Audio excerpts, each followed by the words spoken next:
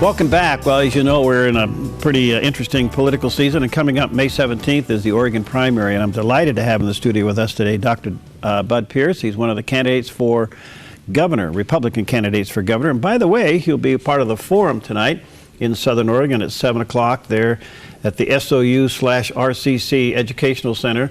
And it should be a great time, and I have the honor of moderating that. But this morning, I have the honor of having Dr. Pierce in the studio with us. How are you? Good to see you. I'm great, Perry. Thanks for having me. Quite an honor. Quite an honor to be here. Welcome to the battle, man. Thank you. I appreciate it. Thank you. What made you decide to leave medicine, take a hiatus, and get into politics? The failure of the current leadership. And I look at the mentally ill on the street and in the prisons, and I look at the so many people don't have the dignity of a great job in our state. And I look at our struggles when people of different backgrounds and faiths and beliefs intersect and collide, how government is unable to provide really mediation and reconciliation. So failing government leaders, in this state, Democratic Party leaders, so I step in to run. Well, again, thank you for doing it. I think it's quite a deal. A little bit different than medicine and politics, but on the other hand, there's some similarities. As a doctor, what do you think of the healthcare system in the state of Oregon? Well, again, actually the people in it and the services provided are top-notch, and I'm proud to say that, and certainly it is in Salem and throughout our state. And I'm very proud of being part of a successful healthcare delivery system. Where we struggle is being able to pay for it. And I like the more recent change of having more people insured has turned out to be a positive for practitioners such as me, because we used to take care of 12, 15 uninsured patients a month at a total cost of about $1.5 million a year, and that was quite a stress.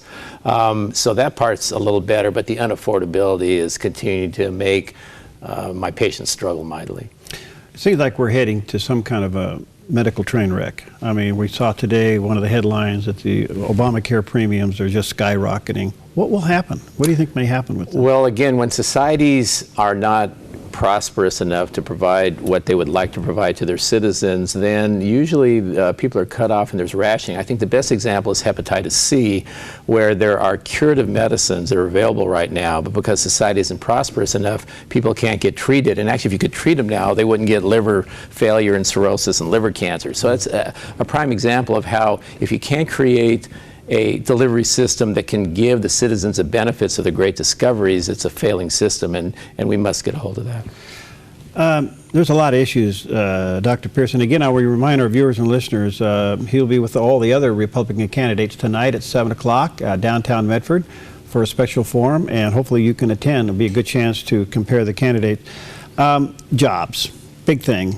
Our governor just pushed through the $15 an hour wage hike. I can tell you, as a small business operator, that's a killer for me.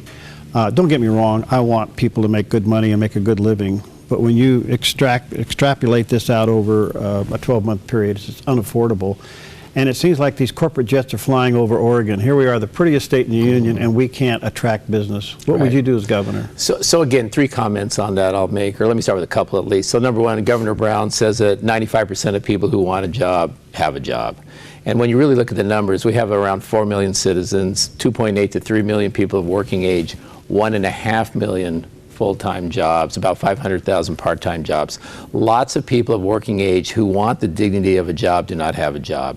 The best way to get good job formation is to focus on small business. That is a Republican value and really a cultural value in Oregon. And what you probably can do in that situation is encourage entrepreneurs to start new companies. And I'm not talking about high tech and that kind of thing. I'm talking about regular goods and services.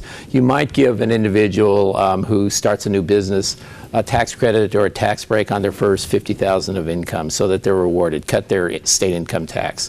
What you can also do is you can encourage banks who make small loans to startups to give them some kind of partial loan guarantee. So if they loan $50,000 to a startup, maybe $12,500 of it is actually protected, so they'll push that money out. And by really stimulating small business growth, I think that's probably more than anything else the key. If you want to help, going to the minimum wage, if you want to help people who don't have enough money, because we're the second least affordable state in the nation, and that has to do with wages and cost of living. Only Hawaii is worse. You have to get more people's own money in their pocket. A way to do that is to have people who don't make enough money not pay state income tax. So if you make $20,000 or less, $10 an hour, you don't have to pay state income tax. You shouldn't pay income tax. The other thing you can do is there's a federal earned income tax credit where the federal government will match 80% with your 20% as a state. So when people file taxes, they can have the federal government send them a check. The final key piece is actually child care. It costs over $11,000 for infant care per year in many areas, about $8,500 more than college for regular child care. We've got to come up with a system that's affordable, just like health care, because you're breaking people.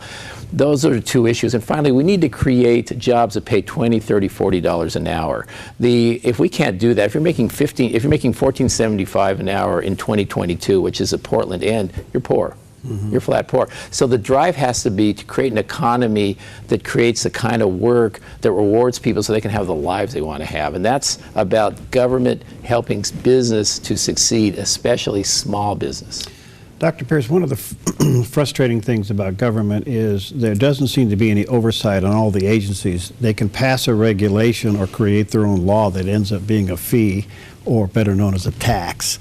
And we really don't know what that is. For anybody that's got tangled up in the system, you realize there's no appeal. Correct. And these fees are driving us crazy. What would you do as governor to fix that one? So Vicatillo was the last governor who actually paid attention to how the agencies worked, which is really how government works. So government has, in my mind, two important roles. One is helping the private sector to succeed, and the other is the mechanism of agency reform. There used to be a strong executive department under Governor Atiyeh that actually would then manage the agencies, and there'd be agency oversight, so there'd be a comprehensive plan in terms of what you want to do. I, as a governor, would say, as a regulator, your mandate is to make sure the necessary regulations are met.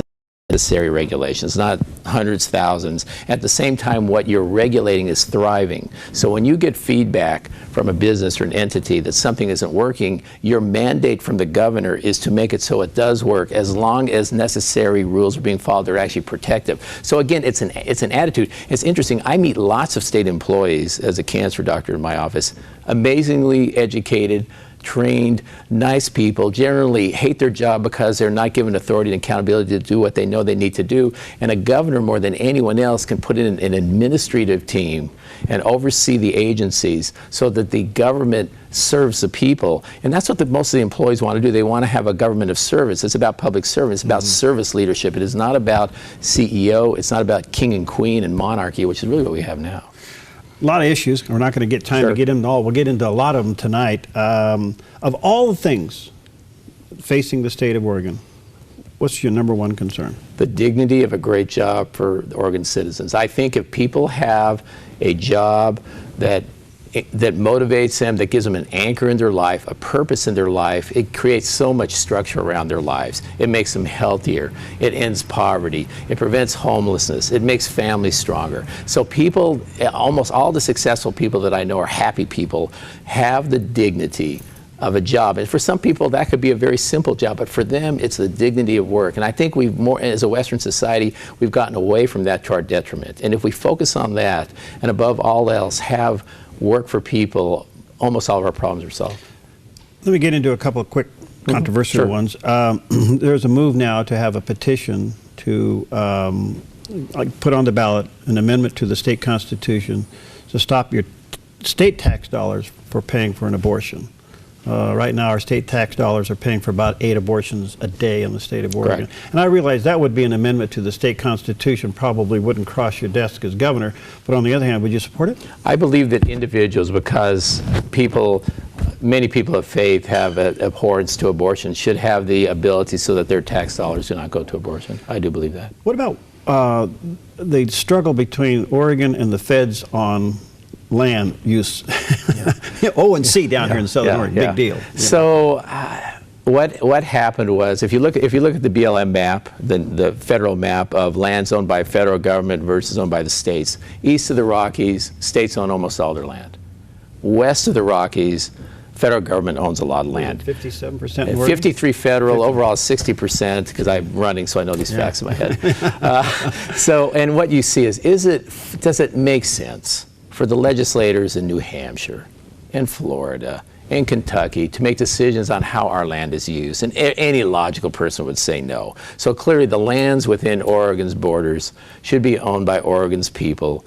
There should be a transfer to the state government, and we need to figure out as Oregonians what we want to do with the land within our borders. And we need to press that issue. We need to try to work through our federal delegation and probably consider joining other Western state efforts to make this transfer occur. It's probably going to take a court struggle. It probably will. As you know, the people wanted marijuana in the state, and they passed it. However, it's still in conflict with federal law. I don't know where that would put you as governor, but I can't imagine that this whole marijuana issue is good for our citizens. Where are you on that? Yeah, so I'm hearing what you're saying, and I'm feeling the same way. Marijuana will not make you a better person. There's very little science on it. The science that I'm aware of that has come out, and I'm following this from a scientific point of view. I'm a doctor and I'm a scientist trained with a PhD and an MD, is that things come out such as women who are pregnant and use marijuana heavily, their children turn out to be smaller, and there's some concern about normal neurologic development. Teenagers who have a tendency towards psychotic breaks, where they get their first schizophrenic break, they can occur because of the use of marijuana. At least it triggers them, it triggers more of them. People who use marijuana heavily in middle age have less ability to work well and problems with family relationships. So this isn't a good thing. Now, disciplined people will probably be able to use this substance to a small amount in a controlled amount, and it won't be very damaging to them. Really analogous in many ways to alcohol. If you use it in moderation, in true moderation, then it won't get you into trouble, but there's going to be people getting all kinds of trouble. So what we have to do is we have to do the research. We really need to know the science of it. Medical marijuana, which we do prescribe in oncology practice, certainly, there's no science. It's people say they use it and it feels good. There's not a shred of scientific evidence for any real use of it. Doctor, there is folks, no. But again, the people wanted it, and people that I give them a medical marijuana card when they have bad cancer and they use it, and they come back, they say they feel better. I understand that they feel better. But again, I can tell you that if you read the tobacco literature from 1550 until 1900, it extols the virtues of tobacco as a healing herb. Oh, yeah. So again, you need to do the science and let the science tell the people what to do, and we're going to see how this plays out. It'll help certain people make a lot of money. It'll help the state get a lot of taxes, which is a problem, so the state's going to want it.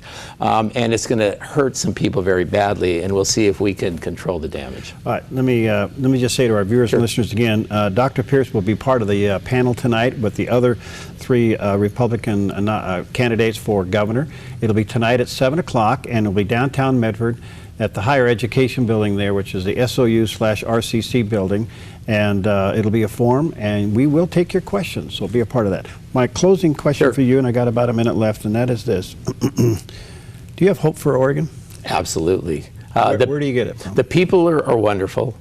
People can do so much in the state. When I travel around and I'm in a barn in a small town and there's cows outside, there's 30 people in there, and I walk in, I think, oh, I'll give my presentation, and won't they be impressed with me? And they start asking me questions and telling me what they know about land use and farming and all that. They just blow me away with their knowledge and ability. Wow. If we turn them loose, if we turn the citizens loose and let them run their lives and support that, we'll create a great state. The people are capable, the leadership is failing, and we need to get new leaders. All right, Dr. Bud Pierce, your website is? budpierce.com. budpierce.com. Getting any more simple than that, and that's PIERCE.com.